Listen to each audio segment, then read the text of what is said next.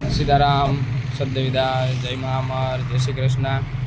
અત્યારે અમે ગોંડલ હાઈવે ઉપર, રાજકોટ ગોંડલ હાઈવે ઉપર જે શિવ હોટલ છે એની બાજુમાં એક માજી છે વૃદ્ધ અવસ્થામાં, અને ઘણા સમયથી એ માજી બિનવારસી જ છે અને ઘણા સમયથી રોડ ઉપર રહે છે।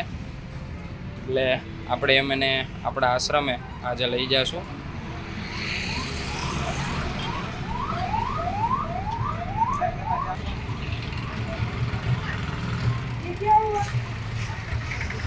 क्या हुआ भैया?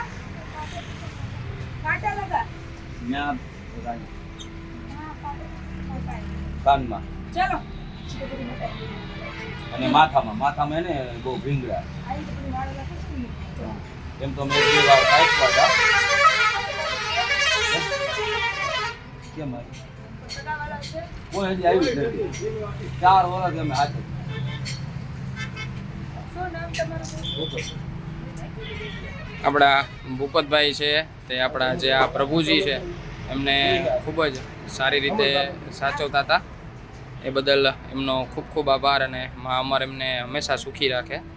चलो जाओ दवाई लेके वापस आ जाने का, कुछ नहीं लेके जाने का।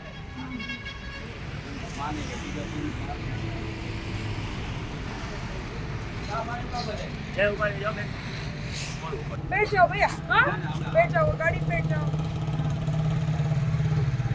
આપણે હવે પ્રભુજીને આપણા આશ્રમમાં, અમરધામ આશ્રમ લઈ જવાના છે। ચાલો બા હવે ફાઇનલી આપણા અમર રથમાં બિરાજમાન થઈ ગયા છે, અને સાથે છે આપણા પરાગભાઈ। જો પ્રભુજી અમરધામ આશ્રમની સેવા કરે છે।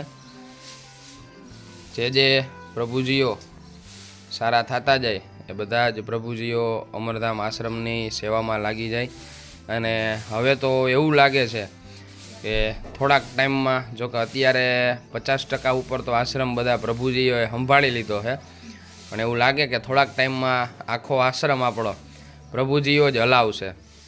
જો અત્યારે જે આપણે પ્રભુજી ડિપાર્ટમેન્ટ છે એ બધા પ્રભુજીઓ અત્યારે બારે બેઠા છે નાસ્તો કરી, અને બધા પ્રભુજીઓ અત્યારે બારે બેસી ગયા છે બધાના અલગ અલગ ઝુંડમાં।